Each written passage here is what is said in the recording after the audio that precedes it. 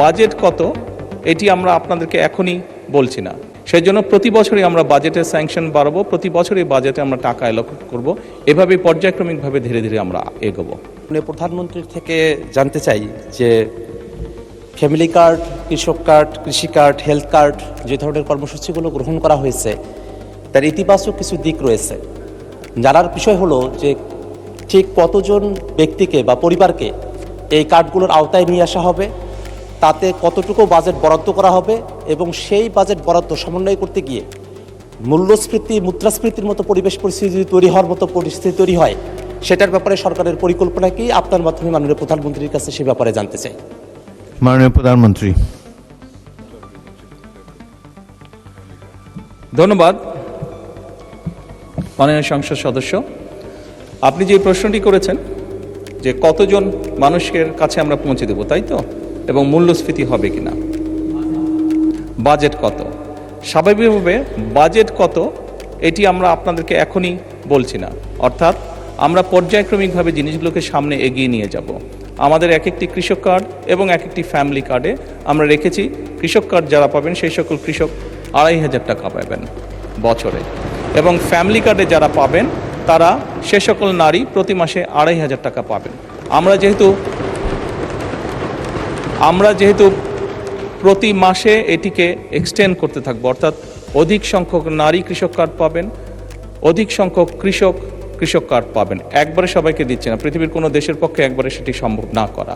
সেই জন্য প্রতি বছরই আমরা বাজেটের স্যাংশন বাড়াবো, প্রতি বছরই বাজেটে আমরা টাকা অ্যালোকেট করব, এভাবে পর্যায়ক্রমিকভাবে ধীরে ধীরে আমরা এগোবো।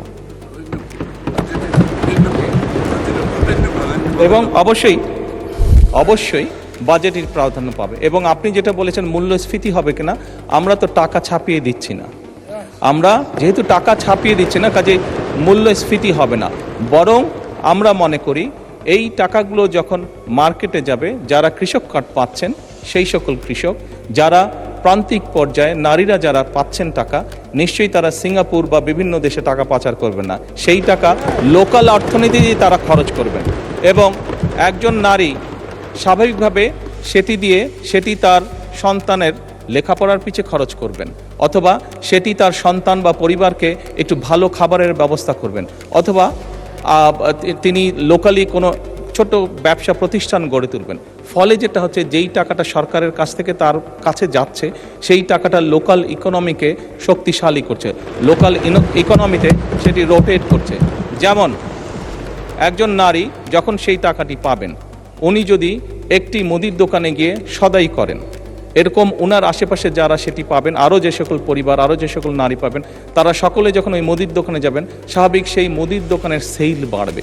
সেই মুদির দোকানে যখন একজন কর্মচারী যদি এখন থেকে থাকে, 1 মাস পরে বা 2 মাস বা 3 মাস পরে সেই মুদির দোকান মালিক দেখবে যে আমার একজন কর্মচারী দিয়ে হচ্ছে না, তখন সে আরেকজন কর্মচারী নিয়োগ করবে। ফলে কি দাঁড়াচ্ছে, কর্মসংস্থান হচ্ছে, এবং সেই কর্মচারী 2 জন বেতন পাবে, তারাও গিয়ে গামছা কিনবে, লুঙ্গি কিনবে, অথবা তার সন্তানের জন্য চিপস কিনবে, অথবা একটা ছোট্ট ফ্রক কিনবে তার মেয়ের জন্য। ফলে লোকাল ইকোনমি আস্তে আস্তে স্ট্রেনদেন হবে, লোকাল ইকোনমি আস্তে আস্তে বড় হবে।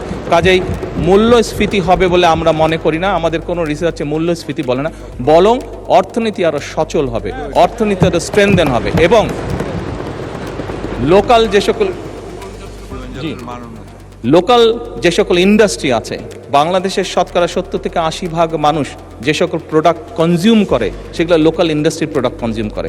কাজে লোকাল ইন্ডাস্ট্রিগুলোকে স্ট্রেনদেন করার এটি আরেকটি উপায়, এবং তার ফলে যেটি হবে, সামগ্রিকভাবে ডিপ্রাইভ যে সকল মানুষ আছে, আমি বলছি না যে আগামী 6 মাসের মধ্যে এটি হবে, তবে ইনশাল্লাহ 3 থেকে 5 বছরের মধ্যে আপনি যে পরিবর্তনটি দেখবেন, যারা প্রান্তিক গোষ্ঠীর মানুষ, তাদের জীবনযাত্রার মান ইনশাল্লাহ অনেক উন্নত হবে।